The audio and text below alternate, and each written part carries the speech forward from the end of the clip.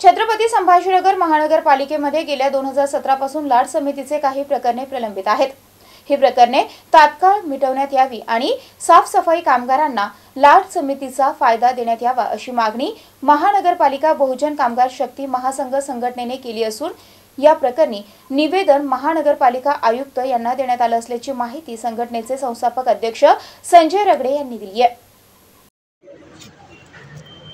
लाड समितीच्या शिफारशीनुसार नियुक्ती देण्यासंदर्भाने माननीय उच्च न्यायालय औरंगाबाद खंडपीठ यांनी दिनांक 10/4/2023 रोजी दिनांक 24/2/2024च्या शासन निर्णयाला स्थगिती दिली होती। त्या अनुषंगाने शासनाने दिनांक 19/1/2000 रोजी शासनाने एक पत्र काढलं आणि या पत्रामध्ये जी स्थगिती दिनांक 10/4/2023 रोजी देण्यात आलेली होती त्या स्थगितीपूर्वीचे म्हणजेच तो शासन निर्णय 24 फेब्रुवारी 2024 रोजी लागलेल्या शासन निर्णयाप्रमाणे या कर्मचाऱ्यांना नियुक्ती देण्यात यावी या संदर्भाने शासनाने मान्यता दिलेली आहे।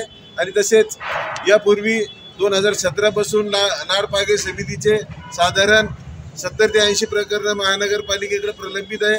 ते तात्काळ निकाली काढावे म्हणून आज रोजी माननीय आयुक्त महोदय यांना निवेदनाद्वारे सदर स्थगितीच्या पूर्वीचे जे प्रकरण आहे ते तात्काळ निकाली काढावे म्हणून आम्ही आज श्रीकांत साहेबांना निवेदन दिलेलं आहे। आपलं नाव? मी संजय रगडे, बहुजन कामगार शक्ती महासंघ, तसेच आमचे अध्यक्ष अशोकजी उराडे साहेब, तसेच संतोष खरात, मुक्तेश्वर लोखंडे, भाऊसाहेब पठारे, राजेंद्रभाई नवगिरे, भास्करजी आढाव, कनसे साहेब, तसेच आमचे वाणी शिवसाम काळे सर्व या ठिकाणी उपस्थित आहेत।